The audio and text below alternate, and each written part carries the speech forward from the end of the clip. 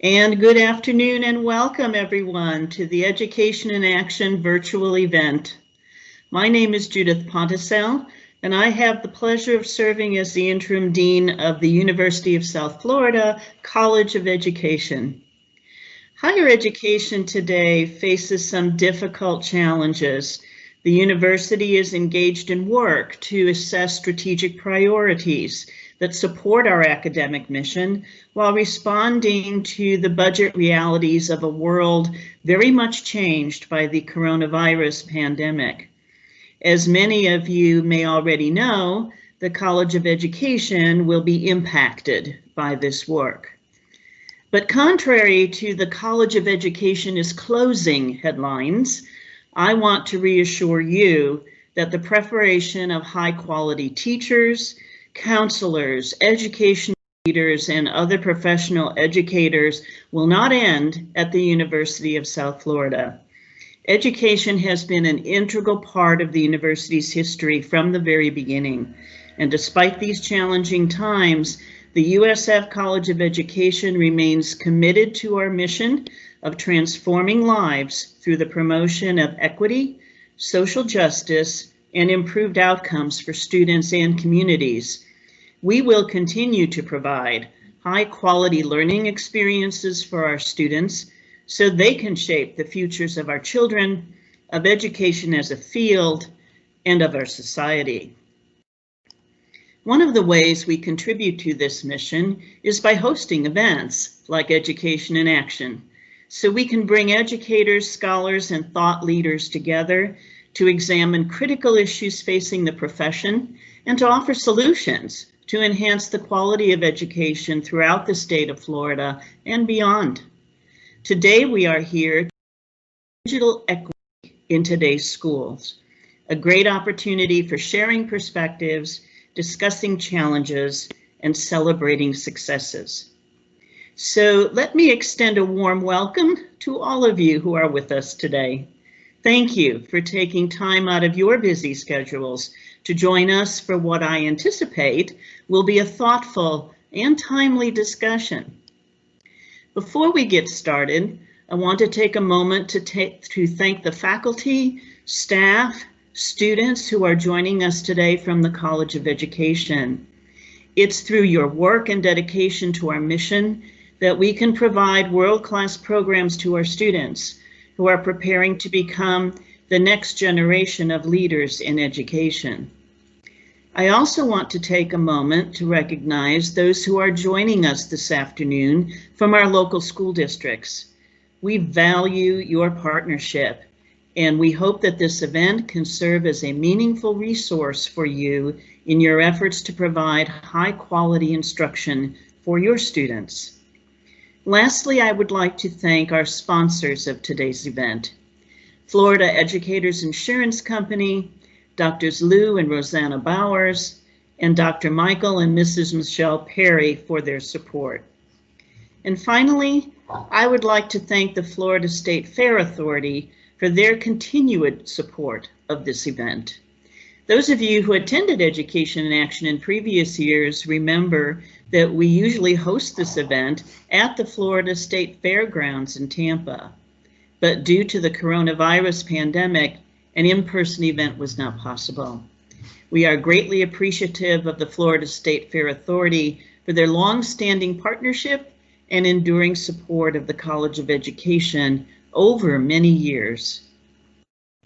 Now I would like to introduce to you our very special keynote speaker for today's event, Ken Shelton. Mr. Shelton holds a Master of Arts degree in education with a specialization in both educational technology and new media design and production. He has worked as an educator for more than 20 years and spent most of his classroom experience teaching technology at the middle school level. As part of his active involvement with the educational technology community, Ken is an Apple Distinguished Educator, a Microsoft Innovative Educator Expert, and a Google Certified Innovator. Ken has worked extensively at the policy level with several state departments of education, ministries of education, and nonprofit organizations. He was appointed to the Education Technology Task Force formed by a previous California State Superintendent of Public Instruction. And in 2018, he received the International Society for Technology in Education's Digital Equity Professional Learning Network Excellence Award. It is my great pleasure to extend a warm welcome to our keynote speaker, Ken Shelton.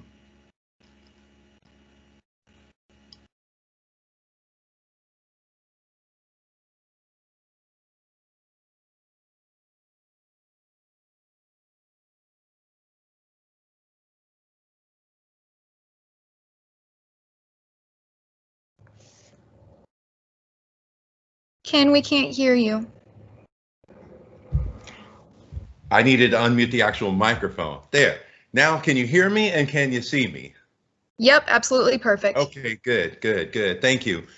So, good afternoon to everyone. And it's more than a privilege and a pleasure to be able to spend this time with you all, share this space, share some thoughts, hopefully provoke some thoughts as we look at the subject matter of our time together today, which is around digital equity. So before I begin, I do want to share in the chat a link because it is Indigenous Peoples Month, and I don't know how familiar many of you are or might be with land acknowledgements, but I just put the link in the chat because I think it's important as we are all educators to educate ourselves on things like who are the original inhabitants of the lands in which we reside, among other things. And so I put a link to the map in the chat for you all just as a beginning resource for that.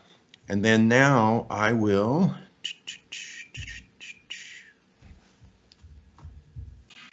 Okay, so can you confirm you do see the slide now? We say easy. You do see it? Yes, we can see it.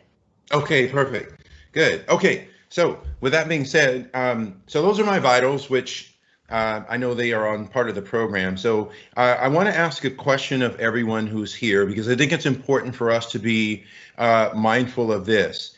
Given the fact that we are navigating a number of challenges between trying to stay safe and stay healthy in regards to COVID, also being able to connect to our own learning like we're doing here and connect to learners if you are a classroom teacher, and then also if you are a site level or district level administrator connecting to your colleagues. I want to share something that I think is important, and that is that you want to make sure you give yourself the time and the space for self-care.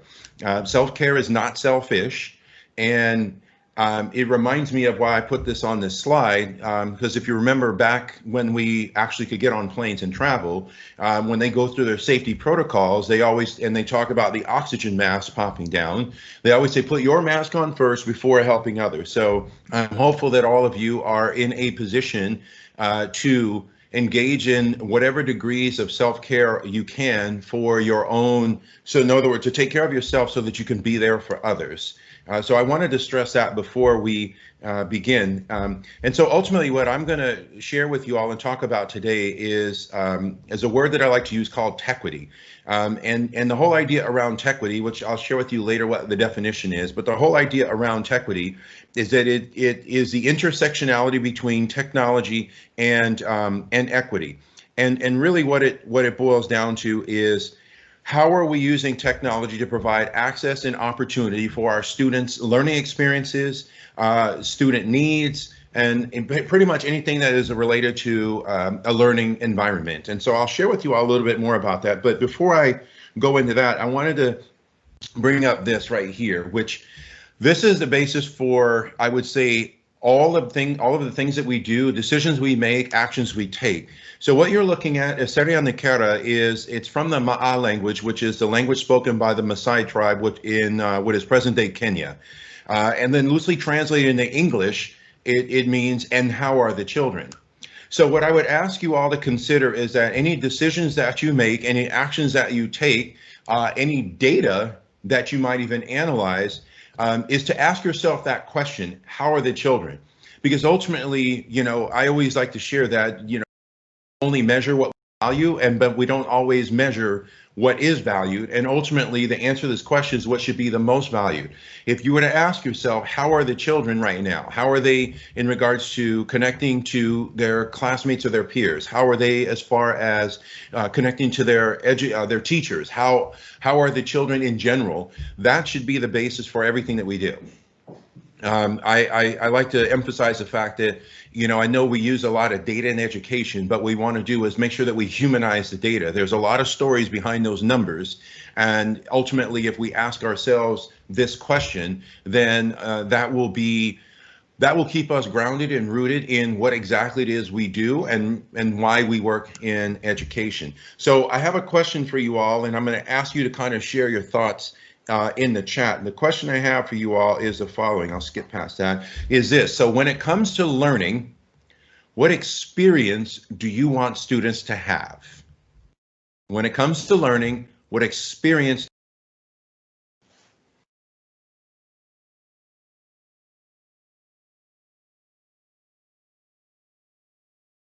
So give that some thought for a moment, and if you don't mind, please share your thoughts in the chat. What experience do you want students to have?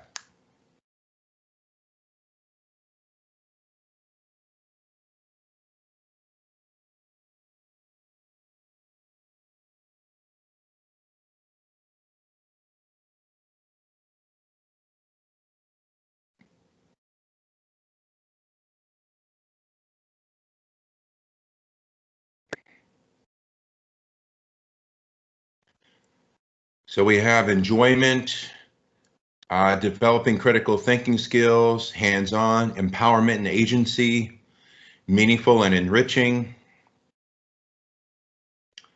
connecting their world, and engaging, memorable,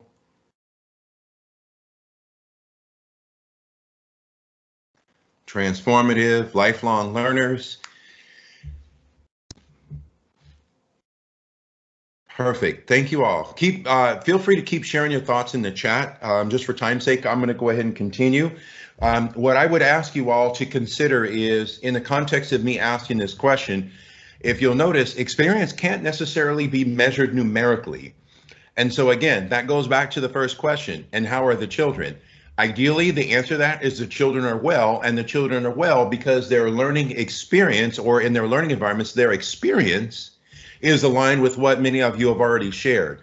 Engaging, meaningful, I can connect what I'm learning to the real world, I feel empowered, I have my own agency, all of those sorts of things. Now, when we think about all those, how do those tie in to not only the use of technology, but also the use of technology to foster new ideas and new ways of thinking and learning?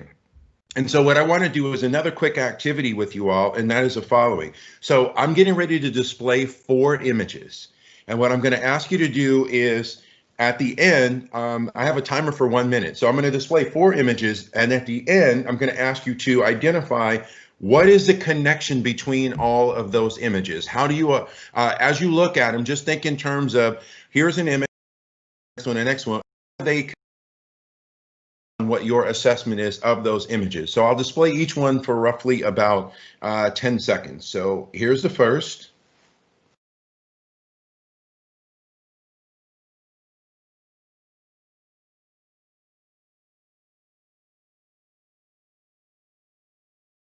The next one.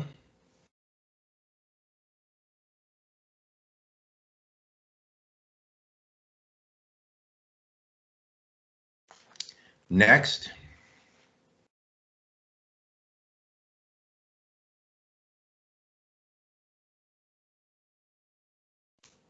And the final one.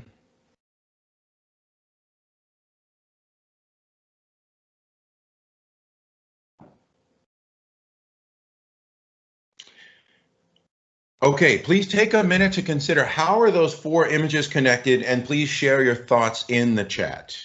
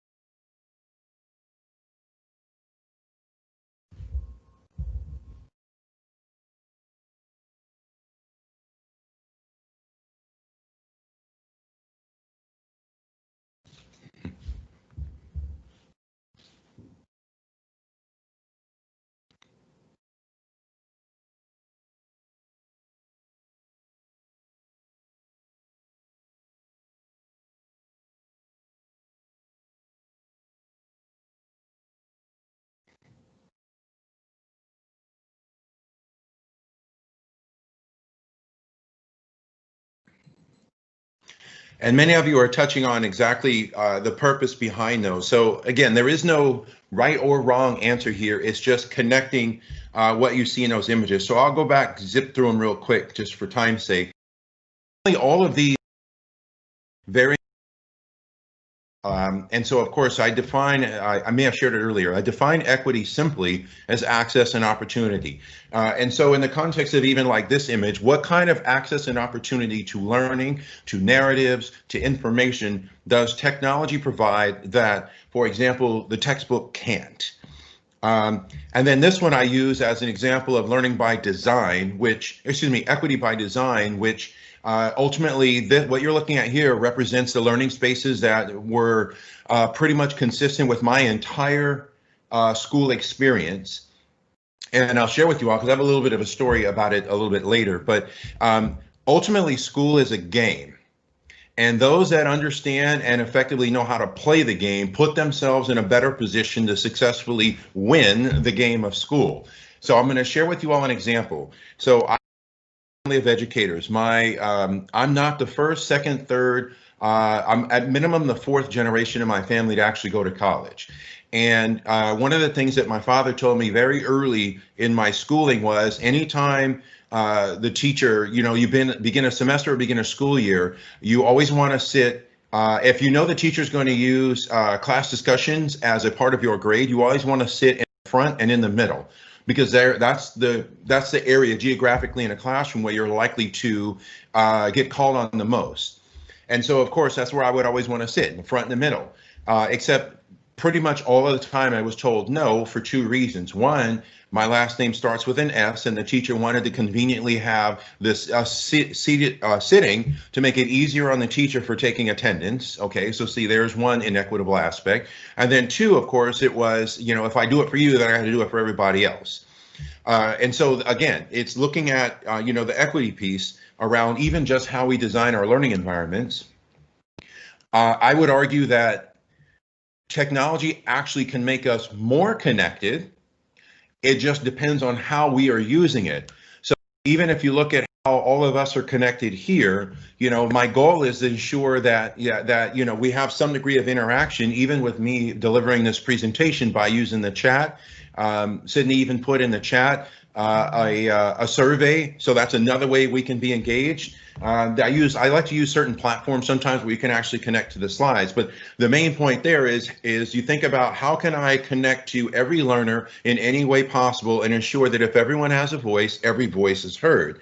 And then I like to share this one because ultimately this will tie in with something I will connect to shortly, and that is, when you think in terms of learner disengagement, how often do we place that responsibility on the individual without interrogating our own patterns, systems, and behavioral norms that might actually lead to disengagement?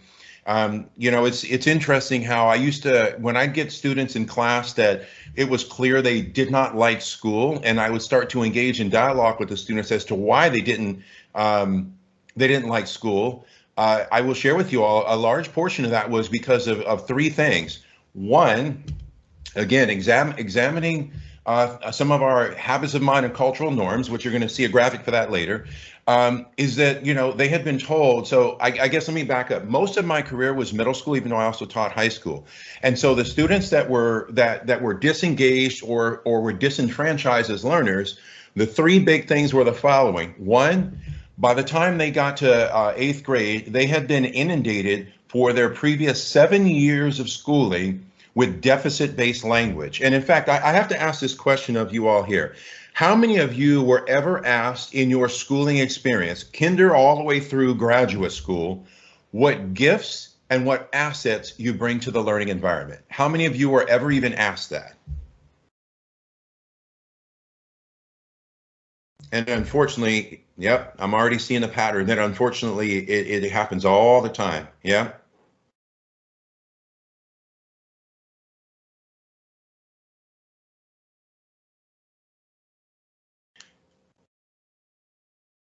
Yeah. Many of you are saying never, no, not ever. Exactly. So let me explain it to you all in this capacity. If let's say we're friends, and every time I see you, the first thing I do is I say, it's good to see you, but you need to do a better job with this, and you're not capable of that, and we need to make sure that you get some resources so you do better in the following things. Eventually, you're not going to want to talk to me anymore. Because ultimately, if you think in terms of our learning environments, and especially schools, how much, if you were to do an audit of the terminology and the language that is generally used, I would say that most of it you will find tends to be more deficit-based rather than asset-based. So going back to learner disenfranchisement and disengagement, most of the students, the three things: one, it was generally, I was always told I'm not good enough or I'm not capable of, and so therefore it's like I don't like it, because ultimately I equate that to an abusive learning environment. Now, the other thing, number two, is the students were never encouraged or even supported in exploring how might they best represent their learning. You see, if you only assess learning in one capacity, which of course for most of it was, all I ever get are the 5-paragraph essay or the multiple choice test. Then that's not empowerment as well, and many of you even mentioned that earlier. And then the third one, the best way I can put it is that the students never felt like they were seen or heard, and that goes into the whole SEL component. And so I'm going to connect all of these things with all of you in just a moment, because I share this slide because I do think that there's a big emphasis around how we teach, the pedagogy. Pedagogy is important, but no matter how pretty, packaged, and promoted the pedagogy is, the most important thing that we can do when we look at learning and our learning environments is understand the importance of culture. The culture that we adopt, the culture that we emphasize, the culture that we perpetuate, the cultures that we recognize in our learning environments. And so I want to share with you all just kind of real quick just some basic levels of culture and how it connects to our learning environment. So the level one of culture is what I call high visibility and low mental intensity. So there are things like, the foods that we eat, the music that we consume, the arts that we consume. Those are highly visible and low mental intensity. I would even add sometimes even the clothes that we wear. Sometimes they can be a representation of either our own culture or a connection to another culture. Mid-level culture are things that are still visible, but a moderate level of mental intensity. So things like our concepts of time, even things like, eye contact, and then other things like, patterns of recognition, and then even physical contact. So I'll give you all an example. First of all, time is socially constructed. I don't know if you all know this, but it's socially constructed. And time, there's a cultural lens that can be applied to time. And I'll give you all an example. So for me growing up, my father, when I would say, I'm going to go out and play with my friends, my father would always say, just make sure you're home by sundown. Or as many of my friends have shared, when the lights go on, when the street lights are on, you better be home. Okay, time is sundown. So again, socially constructed. And I share that because, I remember at my last school, there was a big argument, actually several times in the faculty meetings around the tardy policy. So is a student marked tardy if they're not in the classroom and in their seat with their things out, ready to learn? Are they tardy if they're not in the door? Are they tardy if they're just outside the door? Are they tardy if they're lined up? And the whole idea around there was, again, thinking in terms of time and what kind of culture are you establishing, in your learning environments, where you apply these arbitrary measures that now the students are sitting there constantly adjusting. Well, this teacher says this one does that, and so forth. And that's why it became, an interesting conversation. Adding to that are things like, again, eye contact. Now, I've had many conversations with friends that are educators around the debate around whether or not students should have their cameras turned on. And what I've reminded them is the following, is that one, when you are delivering instruction in a remote capacity, you want to do all of the following things. You want to, and this is aligned with equity and technically Tequity as well. You want to design for inclusion. So How many different ways can I engage in the learning? Do I have to have my camera on? Can I use the chat? Do you have polls? Do you have surveys? Do you have documents that we can collaborate on? Are the slides interactive? Also, in terms of eye contact, are you accounting for neurodiversity?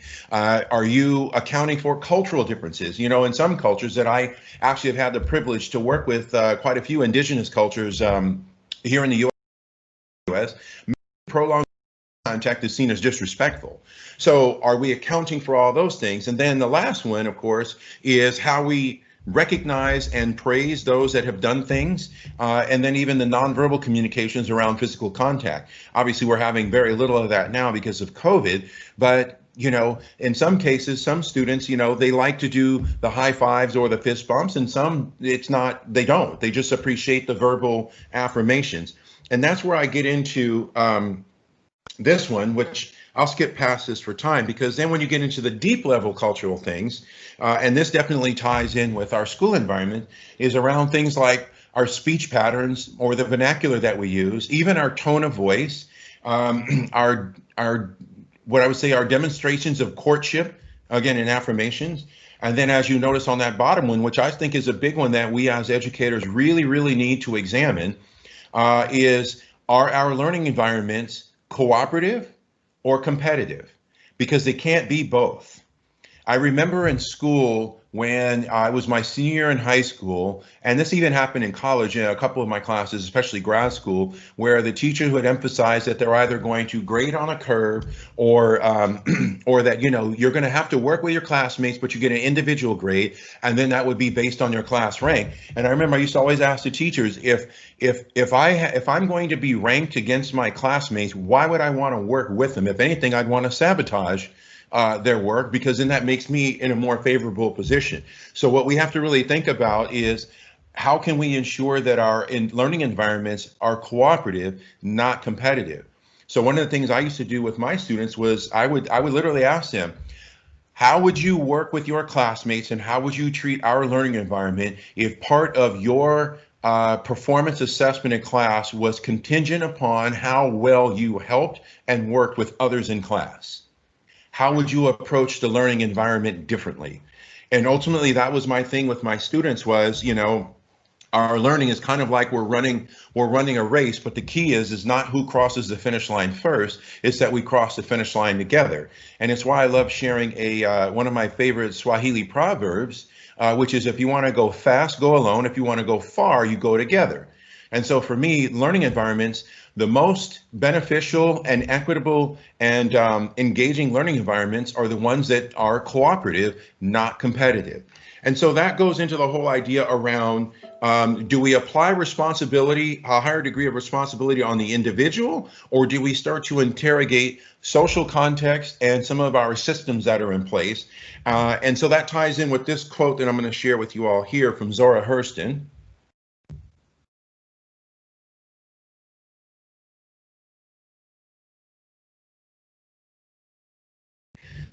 Because when you go back to what I shared before around, remember those three things: students are not seen, not heard, and I'm seen, heard, and loved. Those are our base level needs. And so, you know, when it comes to technology and equity, one example that I'm sharing with you here was the following. So if you were a student of mine, this is how you would enter our shared learning environment. Number one, I'm greeting you at the door by your correctly pronounced first name.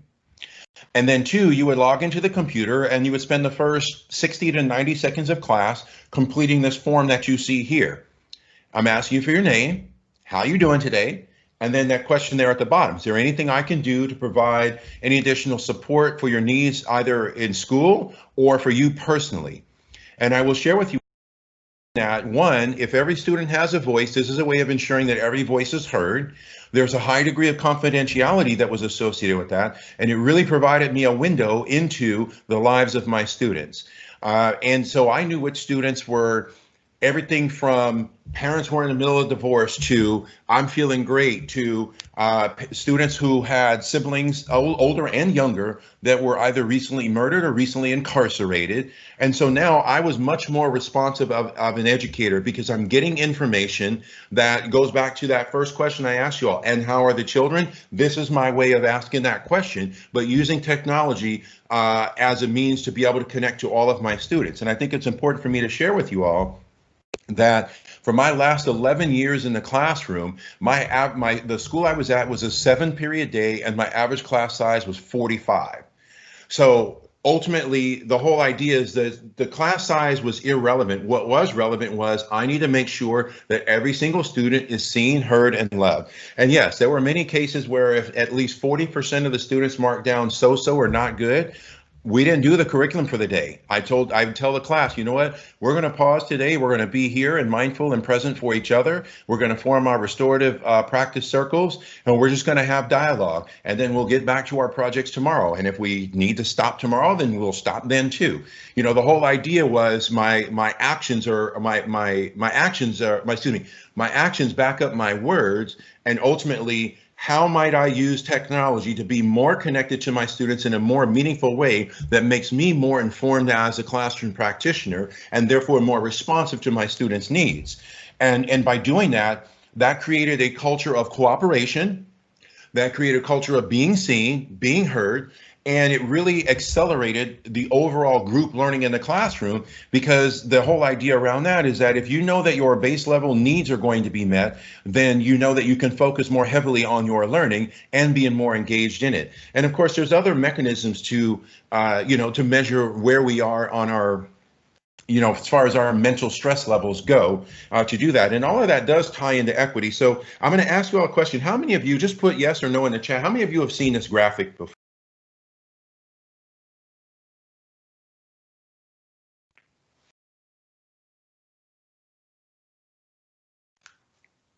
Okay, we're getting mostly yeses. So there's a design flaw with this graphic that I will share with you all later. So for those of you that put no, what you have is essentially a visual representation of equality versus equity. Equality, everyone gets the same. Equity, not everyone's going to get the same thing. The resources are going to be distributed on a needed basis. And so the reason why I share that with you all is because ultimately, and Amy, you're already on the right path, exactly. Ultimately, what you want to do is the following. So here's one of my culturally responsive conditions that I like to share.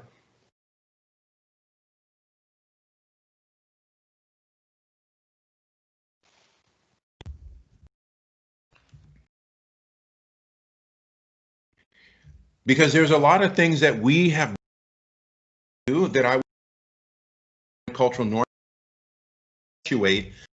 inequities. And so I'm going to share, and for time's sake, I'm going to skip past. I'm going to share a little story with this one, but I want to go to another one. And here's an example. So I'll go back to, examining habits of mind and cultural norms that perpetuate inequities. So first of all, there's your proof that at one point I did have hair. And so what you're looking on the left is my 4th grade picture, and you're looking on the right is my 8th grade culmination picture. Now, going back to what you just saw, examining habits of mind and cultural norms. So first of all, when you think in terms of hiring, recruitment, and retention practices, in fact, the United States Department of Education released a report called Racial Diversity in the Educator Workforce. And I will share with you all, for my entire schooling experience, I only had one teacher that looked like me. And it was my sophomore year at UCLA. It was my sociology professor. One. I'll also share with you all that for my entire 18-year career in the Los Angeles Unified School District, I was the only Black male educator at every school that I worked at, both as a sub and as a as a full-time instructor. Now, the reason why that's important is that if you think in terms of, again, recruitment and retention practices, how often are those examined to identify what is the diversity of the educator workforce that I have that is going to provide not only meaningful experiences for all of the students, okay, but also provide what I would say cross-cultural representation so that the connections that students can make with their teachers extends beyond those that share the same cultural identity with them. I will share with you all a number of the things that I'm extremely proud of is the fact that, over the course of my career, I made lots and lots and lots of cross-cultural connections with all of my students to the point where I stopped counting, but I'd been invited to more than 3 dozen quinceañera parties, certainly more than 3 dozen bar bat mitzvahs, so many different culturally important events for many of the students in their teens. And a big part of that byproduct was the fact that not only did they have me as an educator, but, go back to that learning environment. What were the ways that we were able to make the cross-cultural connections that extended beyond the content that we were studying or the curriculum that we were studying? But I'll share with you all that all kind of ties in with the whole idea around the learning experiences that we want our students to have, which are the following: the mirrors, the windows, and even the sliding glass doors, which the whole idea around that is that every student's experience, they should be able to see themselves reflected in the content that's being studied from an authentic representation. They should also be able to look through the mirror to learn about others, other representations and other narratives that are also an authentic representation. And then sometimes you pull the sliding glass door, you can step into that world to be able to get a deeper, what I call empathetic and compassionate understanding of our differences, so that it makes you more empathetic and compassionate towards those who do not share the same cultural identity as you. And I have this slide up because Dr. Rudine Sims Bishop, who's at The Ohio State University, she expanded upon the original idea of mirrors and windows, which was Emily Stile, who works with the Seeds Project. She added the sliding glass doors and again, kind of expanded upon that. And the last thing I'll share on this part is that Dr. Debbie Reese, who is an Indigenous professor, emphasized the fact that sometimes the windows have curtains because not everyone just simply look at. You have to make an effort to pull the curtains back to be able to look into that culture. And the reason why I share that is because here's another culturally responsive condition to consider.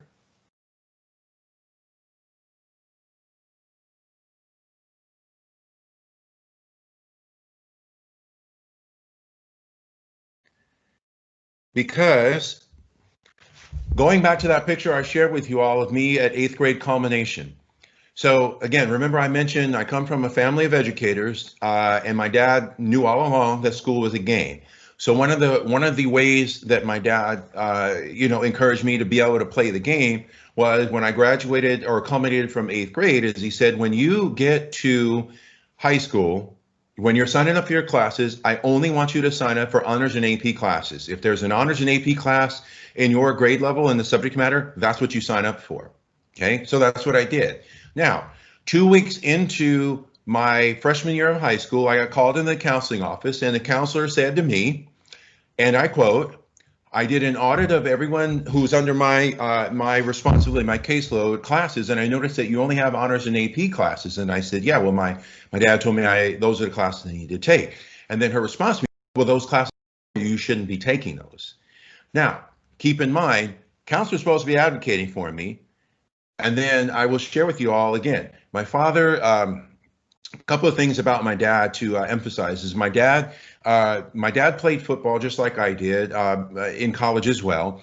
And so my dad at the time was very, he's a big guy and he had a big carrying voice. And so ultimately I'm sharing that with you all because I'm here now put in a position. Do I do what my counselor says, who's supposed to be advocating for me, or do I do what my father says?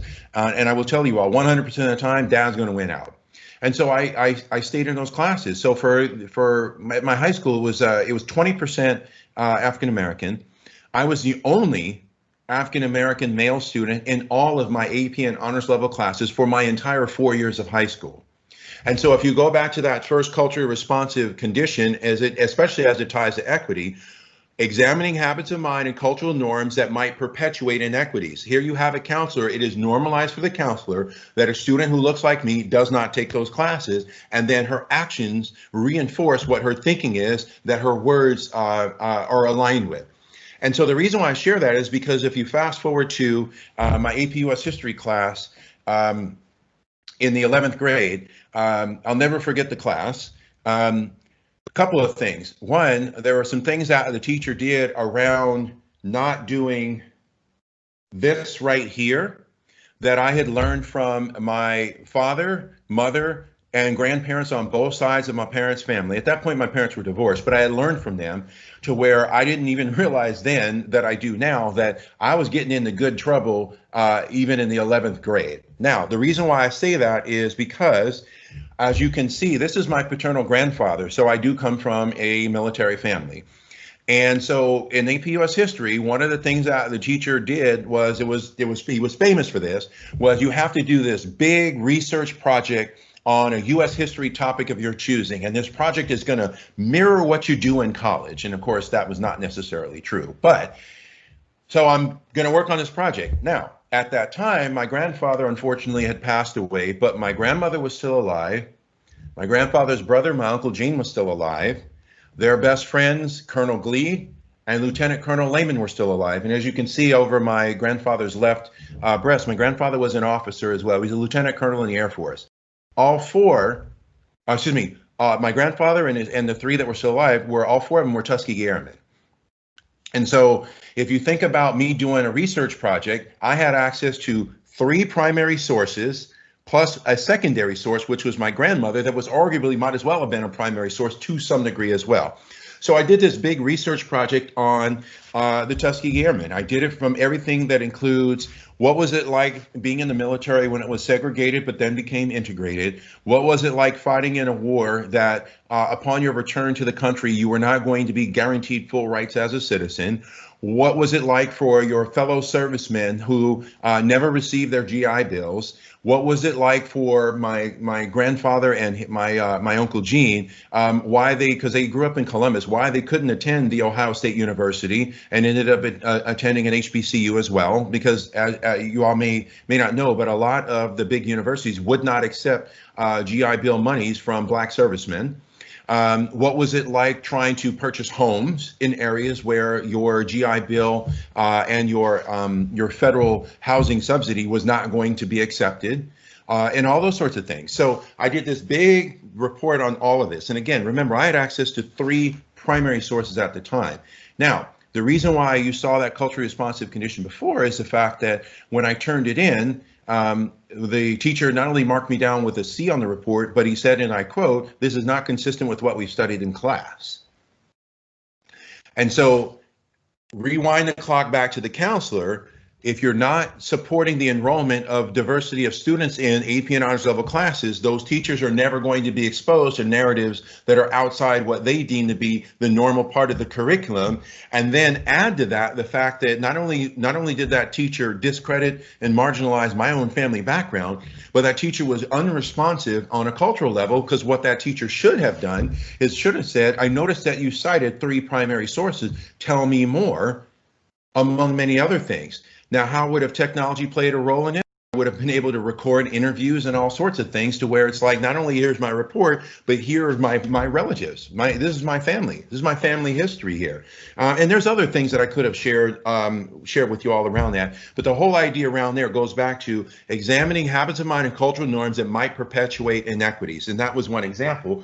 And that kind of ties in with the whole idea around the materials that we use and the materials that we access. Do they represent different identities and different along the identity spectrum, and do they provide access and opportunity to serve as a mirror, a window, and a sliding glass door for us as educators and for our students? And this is why I always stress to educators, you always want to try to be mindful of the fact that we want to embody a degree of what I call cognitive humility. There's a lot that we know, but there's a whole lot that we don't know.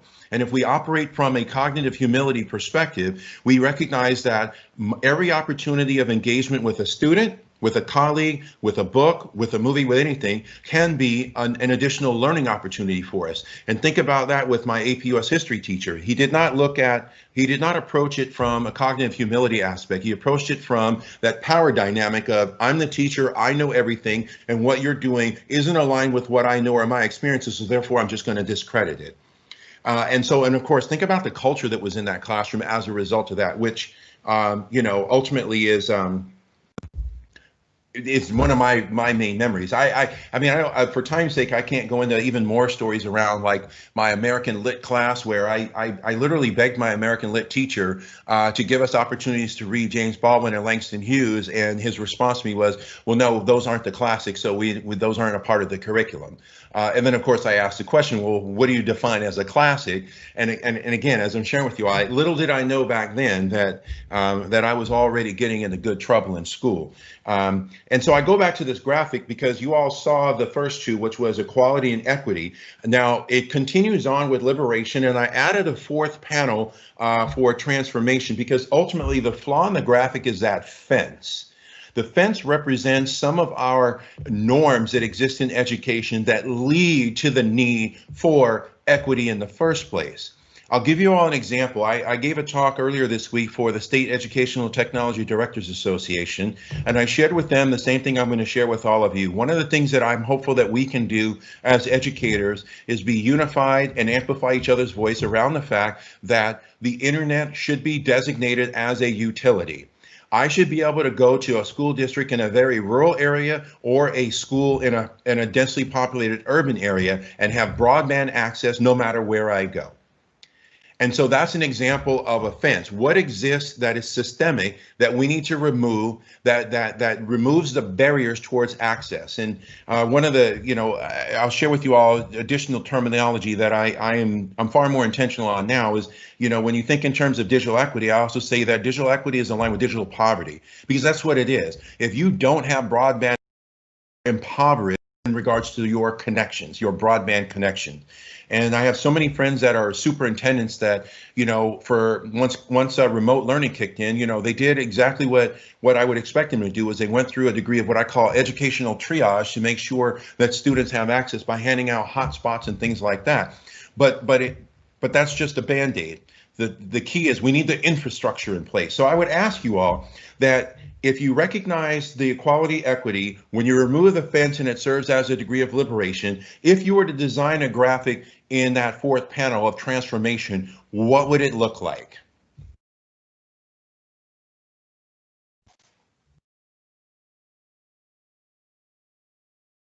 Consider what you would design in that particular panel as a visual representation. Once you understand equality, equity, liberation, which means we've removed the fence, now what would it look like?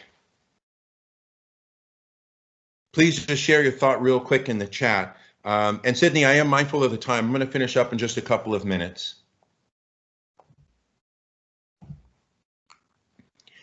And so far, if you look at the responses, we got playing the game. The kids they're changing the game. They're umpires of the game. They're changing the rules of the game. You see that? This is perfect. Thank you all. Or at least in the exactly. The whole point there is they could do all of the above. What we're doing is we're increasing access and opportunity by removing some of our systemic barriers.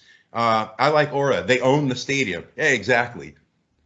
But you all see, that's why we need to start interrogating what is a norm, what is considered a norm that exists right now that requires a need for equity in the first place. And that's why I share with you all this, which is I call the intra-personal accountability cycle, because ultimately, the three bucket areas I always talk about are policy, people, and practice. Policy sometimes drives people that actualize self in practice. Sometimes practice influences people as a result of policy. The three are interchangeable, but ultimately we as individuals make up the system.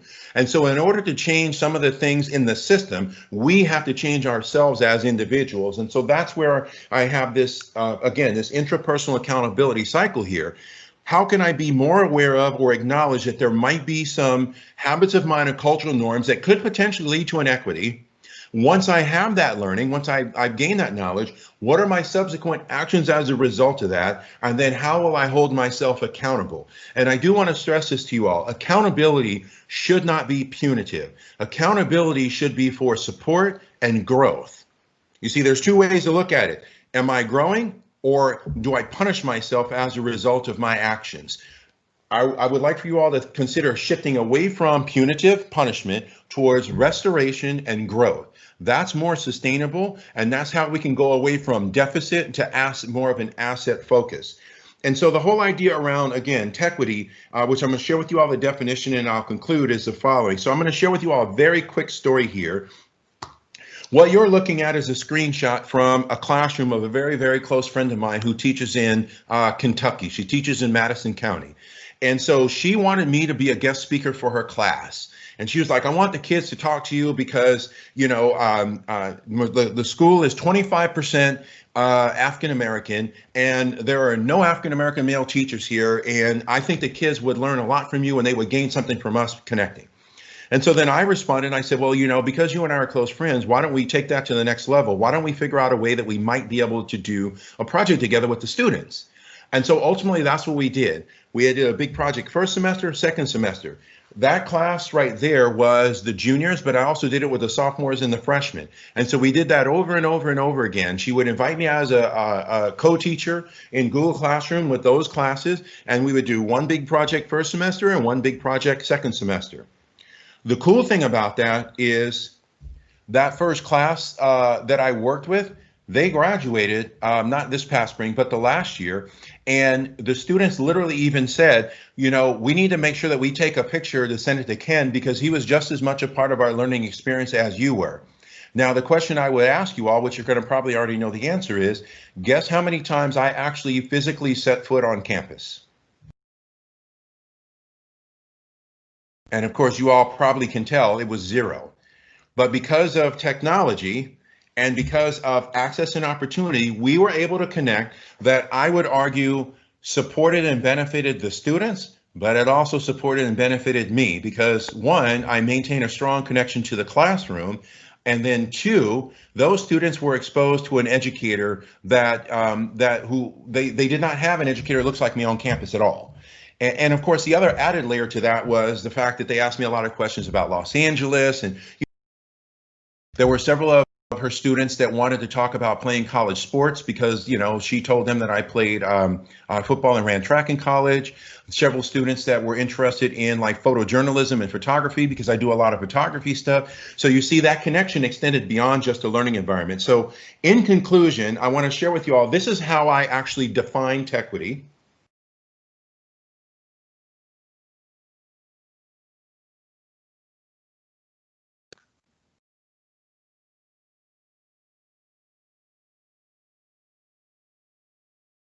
And of course, I use essential skills intentionally because essential is indeterminate. It depends on who the individual is, what their needs are, where they currently are, where they want to be. But ultimately, I've shared with you all a number of ideas around being culturally responsive and culturally relevant. And of course, everything so far involves the use of technology. And I will say that ultimately, if we think in terms of equity, the more that we have cooperative learning environments, the more that we support the needs of all of our learners, that we encourage all of our learners to be more that we create environments that serve many of the experiences you all shared before around, you know, learner empowerment, dismantling power dynamics, supporting students and being able to not only find their voice, but utilize their voice in a myriad of capacities. A rising tide lifts all boats. I could share with you all so many more stories of how the cooperative learning environment in my classroom really did advance learning across the board. Every student was seen, every student was heard, and every student was loved, for sure, 100%. In fact, they knew that was my default. And so that's why I always say that, you know, when it comes to meeting the needs of our students, you know, how might we use technology to get a better understanding of where they're at, where their needs are, and how we can be more responsive to them so that all of our students are in a position to have access and opportunity to fulfill their potential while they're in our learning spaces and then their potential as they go on. And once we examine our habits of mind and cultural norms, we puts us in a position to be able to better do that. And then ultimately with that learning, I'll share with you all a quote from one of my personal heroes.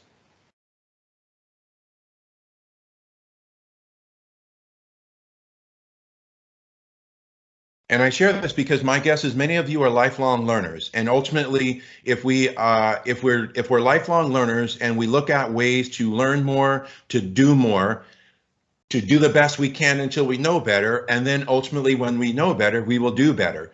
So I want to thank you all for the opportunity to share this talk with you all, share this space with you all, and thank you all for sharing your thoughts in the chat. As I shared with Sydney, I really wish we could have been able to spend time together, but because of technology, we're able to be connected here. So I want to thank you all, and Sydney, thank you for, thank you to the University of South Florida School of Education for giving me the opportunity to share a little bit about Tequity with all of you. So thank you.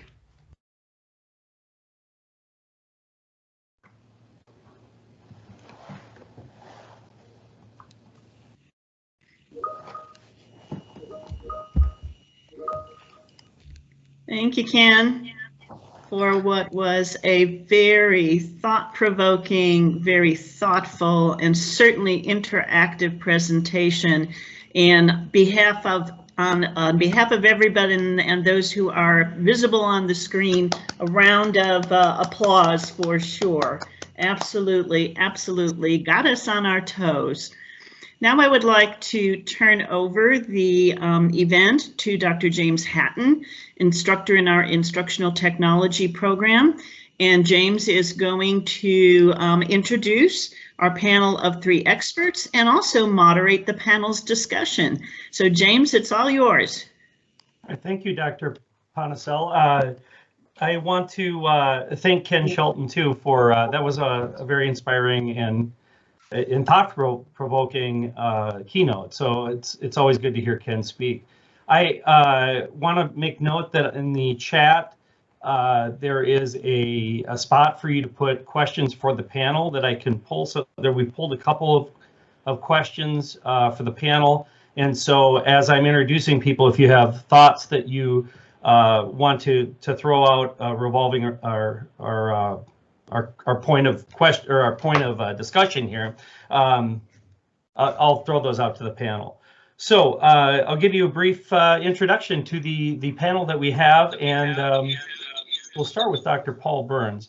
Dr. Paul Burns, since 2018, Dr. Burns has worked at the Florida Department of Education as Deputy Chancellor for Educator Quality. In his role, he oversees the Bureaus of Educator Certification, Recruitment, Development and Retention, Standards and Instructional Support, the Just Read Florida office, and Professional Practices Services. Paul's work focuses on improving student learning by ensuring that every Florida teacher and leader is prepared, developed, supported, and supervised by educators who strive to enhance and improve the teaching profession. He holds a doctorate in educational leadership from St. Louis University. So as you can see, there's Dr. Burns, he's waving. And then the next panelist that we have is Aura Tanner. Aura is the co-founder and chief learning officer at the AI Education Project, a nonprofit developing digital curriculum to teach high school students about artificial intelligence, its impacts, and the future of work, especially students in communities that are disproportionately impacted by artificial intelligence systems. Aura holds a bachelor's and master's of science degrees in physics and has over 12 years of classroom experience. She is completing her PhD in instructional technology and in educational measurement at the University of South Florida. And then our next panelist is Dr. James Welsh. Dr. Welsh is the director of the Florida Center for Instructional Technology located at the University of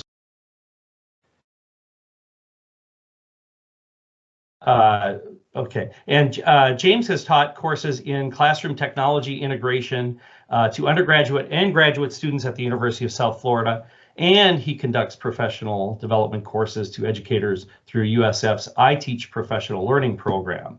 So as we go into this panel discussion, those of you who are not on the panel, if you could please turn off your cameras, that will keep Ken, Paul, James, and Aura, and presumably me on the team's screen right now.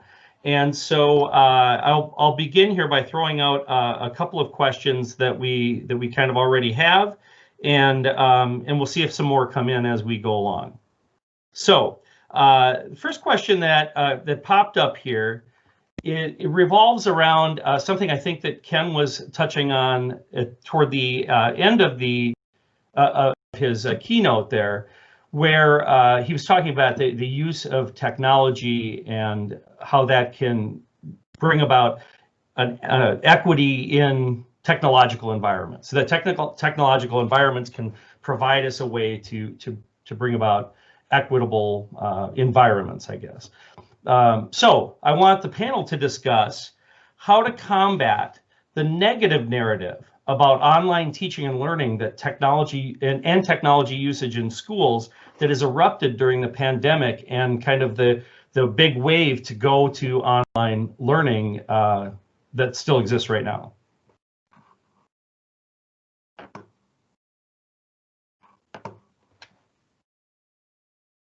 I see you pondering that, James.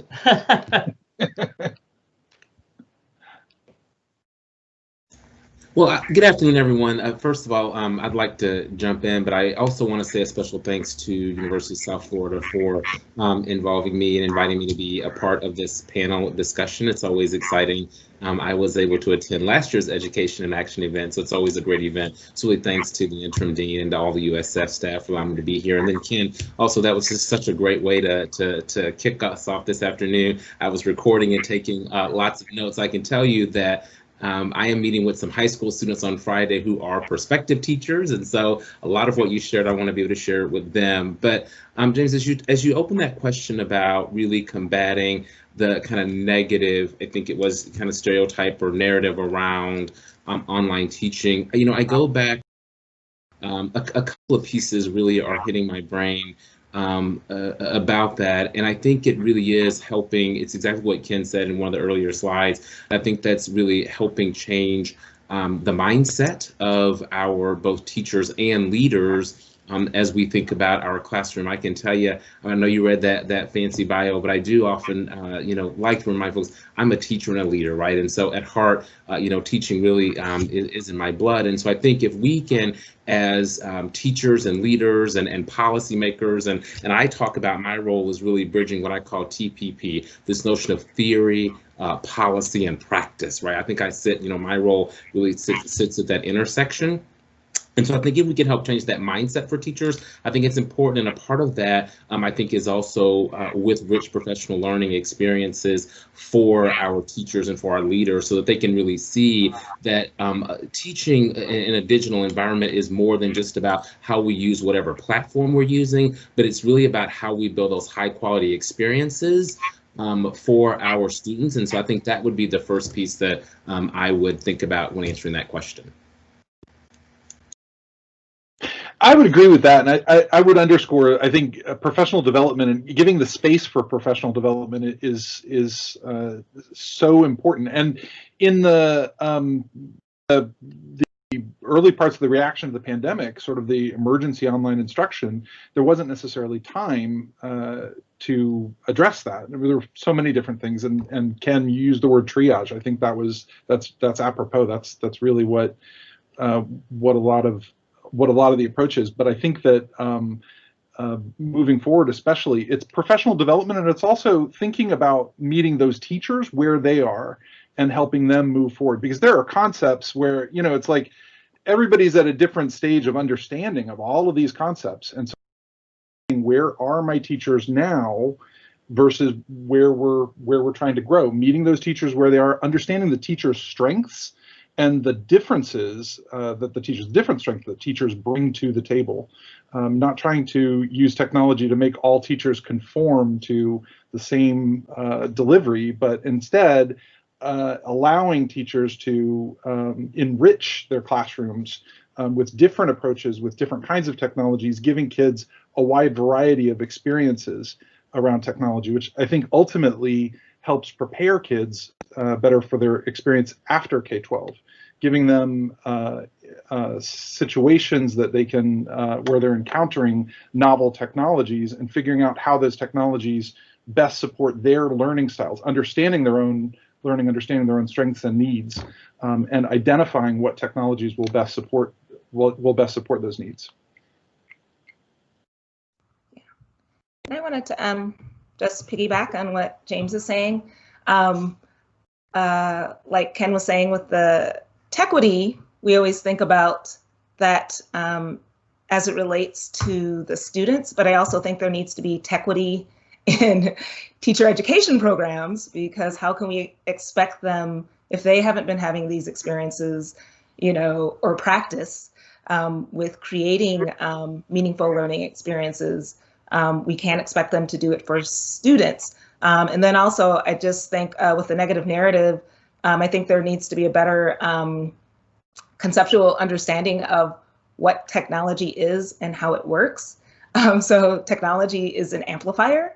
And so there's this misconception that if I add technology, it's somehow, going to make things awesome and students will learn, when actually, if you're not a very good teacher, if you're disorganized, when you get online, it's going to become more apparent and amplified.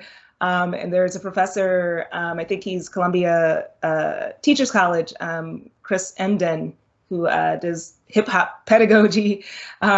He had put a post on Instagram, at the height of everyone complaining about teachers. He's like, don't be mad that technology is just showing what kind of teacher you really are. So I think there just need to be honest conversations about what technology is, how it works, and what it does, and then just make the pivot and start learning, because teachers, educators, we should always be lifelong learners. James, if I might add a couple of things. One is, as was read in my bio, I think, look, I had, in my master's degree program, I had a whole year of instructional design and computer-based instruction classes. So to think that teachers are going to be able to shift to remote learning, even in just 6 months, is not realistic. I think the default should be how, again, I use the word triage on purpose, but, at some point we really have to, that's why I had that thing. We have to really start to examine why was a triage necessary? Well, we can't guarantee broadband access across the board. We don't, again, and I don't fault any of my friends that are superintendents at all, because they're doing the best they can with what they have. But, I saw a lot, to Aura's point, I saw a lot where, and by the way, Chris Emden, he's a friend of mine, I love him dearly, is where, it was like, I just watched, I think there's a value. I used to always share this with my students. I share this with educators. You can learn a whole lot by doing more listening and observing than you do talking. And I just watched how through April, May, and into June, it was, okay, we're probably not going to start the school year, so I'm going to find a whole list of applications that I can just use, that I'm just going to throw them at my students, because we're going to do, the latest and greatest platform, and not recognizing that there are several things. So one, hotspots have data and bandwidth limitations. You have situations, even where I live here, which is this area is called Silicon Beach because of the Google offices, the YouTube creative. I mean, there's a lot of stuff here. I knew back then when I shouldn't schedule meetings, and I have, I did my, how you can do your internet speed test? My speeds on average were 400 on the down and 250 on the up, but yet I knew there was a of about 11 a.m. to 2 p.m. where those were going to be significantly reduced, because you have all the students, all the kids in the area, all the parents in the area, multiple devices, all those sorts of things. So it's like you got to be mindful of all that. But I do want to add something else that I think is important. Not all students are struggling right now. And here's the thing that, again, habits of mind, inequities. Many of my friends who are Latinx and Black, their students are thriving right now because their schools were trauma-inducing environments. And so now they can say, I can either remove myself from a situation where there is a high probability that my social and emotional health might be compromised, or I can take certain things in small chunks and recognize that I don't have to be forced to endure any degree of marginalization from the teacher. And so that's why I shared with you all at the beginning, like there are the tech pieces, but there's also the cultural piece as well. And there is an intersectionality between the two. It is sincerely my hope that once we get past COVID, that there's a real self-examination within education around many of our enduring things. I was on a Twitter thread about grades. Like there's another one. Grades. What exactly is the point of that letter?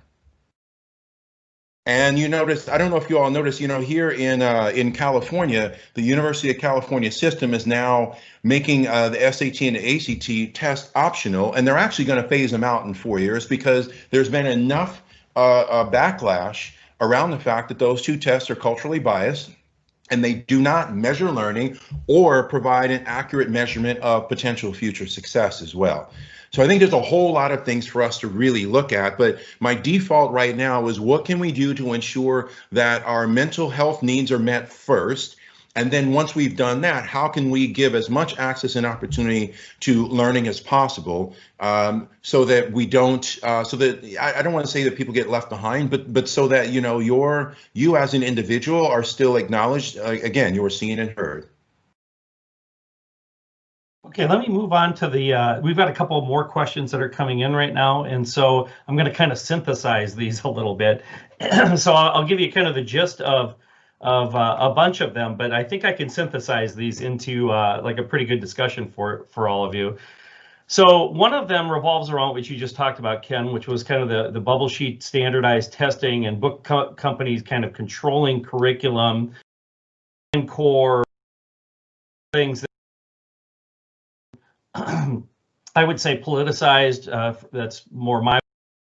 I would say that I think teachers, and this is kind of written in here a little bit, so I'm paraphrasing it. Teachers feel like the curriculum is not as localized as perhaps it used to be, which in what you were just saying in your keynote would keep people marginalized in a way that maybe is systemic. So that's issue one that I'm going to put into there, and then the other ones revolve, or the other two questions that we've gotten revolve around the online instruction, the use of in those areas as it revolves around funding, which I'm sure Paul is incredibly close to the pain of funding from you know, taxes and government, and all the way trickling down into school districts. So I guess the question and kind of the topic there is, how do we as educators find a way to make our voices be heard and maybe have some power in I don't know, getting our voices heard for the funding for professional development, as you guys were talking about, technology assistance maybe to make it more equitable in neighborhoods or whatever. So if you can take that hodgepodge that I just tried to piece together and just have a discussion about that, I think it would be very interesting for us to listen to.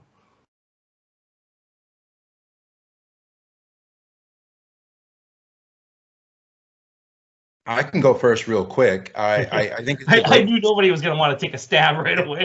No, it's absolutely fine. I think it's good, and I'm glad that Dr. Burns is here because he's in the state DOE. You know, so the work that I did with our previous state superintendent, you know, he formed a task force, and it was literally the educational spectrum across the board from all grade levels. We had urban, suburban, rural, we had researchers, we had higher ed folks, we had all those. And the whole theme of that task force was no child left offline. And we looked at everything from leveraging state DOE partnerships with the telcos here in California to, you know, reforming some of the programs. So for example, all teacher credential programs in the state of California have to be aligned with what's called the CSTPs, which is the California Standards for the Teaching Profession. And so we looked at how do we redesign those standards to be responsive to, you know, changing times, the needs for technology, the uses of technology. Again, you know, I want to stress that because In my own work, I've just seen where, if I see a school district that serves a predominantly Black or Latinx population, sadly, in my research, I've seen that the technology is generally used for intervention or drill and kill. You do not see the words creativity or innovation used in the normal vernacular in many of those schools. So, I think for all of us, it's a multitude and a myriad of things. It's one, recognizing, like I just pulled up the map. So a student in Pasco County should not have to learn the same content as a student in LA County. They're different. There should be a localized context within the curriculum, one that makes it culturally relevant, but it also makes it contextually relevant because it's adapted to the lives that the students are immersed in at that point. And of course, the skills ideally are transferable, but I think, ultimately, to shorten my answer for time's sake, is that, there has to be remember I went back to that deep level cultural thing. There has to be a re-examination of how are our policymakers, our practitioners, and then the policies that are a result of that, how might we work more in a cooperative capacity so that we adapt policy to the needs of the practitioners that serves the needs of the students, and then re-examine those with some degree of regularity. That's why you saw that thing. You got to consistently examine habits of mind and cultural norms. So that's what I would look at doing across the board. That's the advice that I've shared with quite a few other state DOEs is, put together a small focus group that maybe you do one semester and another group the next semester, even if it's for something more than to get the stories and the information that you don't find in the numbers. I'd like to just mention about the pedagogy of technology integration. That's a lot of the work that we do at FCIT. We focus on the pedagogy of technology integration, and it's in a nutshell, a lot more about pedagogy than it is about technology. It's about the experiences that you want your kids to have and the kinds of thinking and the kinds of discussion structures and the kinds of vocabulary that you want them exposed to and what you want them to be doing to give them those rich learning experiences, and then figuring out how to use the technology tools you have available to best meet those needs.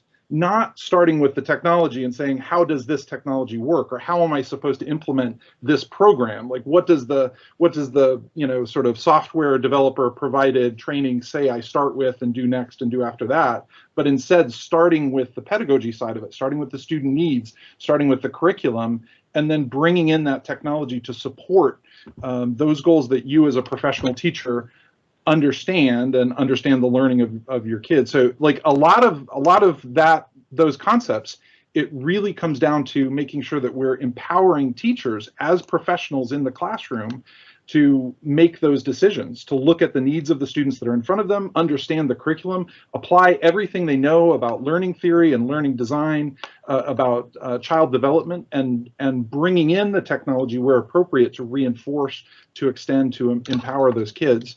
And I think that a lot of culturally responsive teaching is about creating opportunities for student-centered discourse.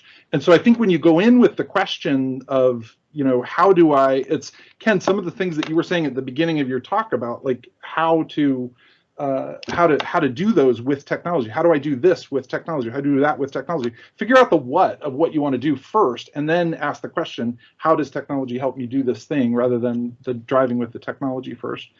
I don't know if that addressed the question, but just some thoughts that came to mind from the excellent ideas that are floating around. Yeah, I just think it's a point of discussion. So I don't think there was like a question really that's kind of to be answered there. But I do think we do have just a few short minutes for a couple of thoughts. Or Paul, if you wanted to say something and add into there, and then I believe we've got to wrap up here pretty soon with the panel discussion.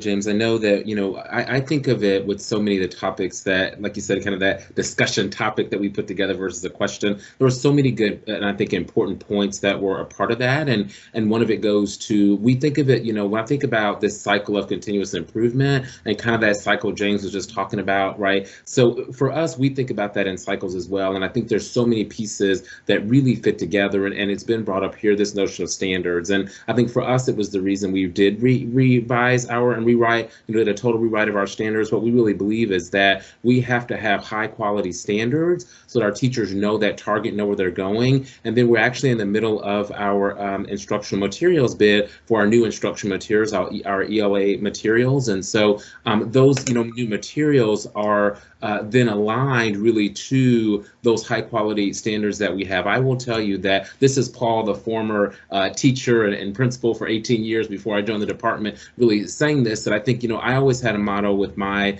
faculty and staff where I said, I know I kept hearing about this notion of, my teachers said they wanted so much more freedom, so much more freedom. And I said, yes, I said, and we have to realize though, that doesn't mean that we can love our kids into mediocrity. Right. And so for me, it was about don't love my kids into mediocrity. And I think it aligns to what Ken said, like this notion of, and I, like Ken, right, even as an African-American male, came from a home of educators. Truthfully, my mom and dad were married, at a time when schools were still segregated. In the South, they were both young teachers. And so I came from a home of educators. And so what I would share is that, it really is still about having those high expectations for our students. And so, there's so many, I think, ingredients as we think about this big puzzle or pie of teaching and learning that really go into making high quality teaching and learning experiences. But I know in the interest of time, I'd love for Aura to jump in as well.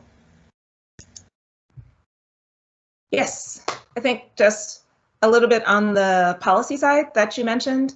I know professional organizations like ISTE, I had a chance earlier in the year to participate in their EdTech policy advocacy that they have. So you just sign up, and we were actually able to talk to, legislators and policymakers at the federal level, but then also they connected us at the state level. So that is a way to get involved, and you're able to just talk. And then just the final thing I want to say is just when we talk about, using technology for marginalized groups of students, if we stop seeing them as marginalized, kind of what Paul was saying, and get how you name something is kind of how you see them. So if you see them as marginalized, you're coming in with this deficit mindset instead of asset. And so a term that I've come across recently is untapped, students from untapped communities, which untapped signifies that there's a presence of undiscovered invaluable resources or, latent potency there. We just haven't tapped into it. So I think that can help a lot as well. Well, thank you, Aura. I love that term, untapped. I'll be stealing that. So at this point, we're going to wrap up the panel discussion. So I do want to thank Ken, James, Paul, and Aura. It's really, I guess we could almost listen to you chat about this. You probably don't, I don't know what your longevity would be, but I could listen to it for another hour. So thank you again for all of that. And what I want to do now is to throw this back to Dean and have her talk about how we're kind of closing out the program here. But from my standpoint, I do again want to thank Ken and the panel for all of their contributions here.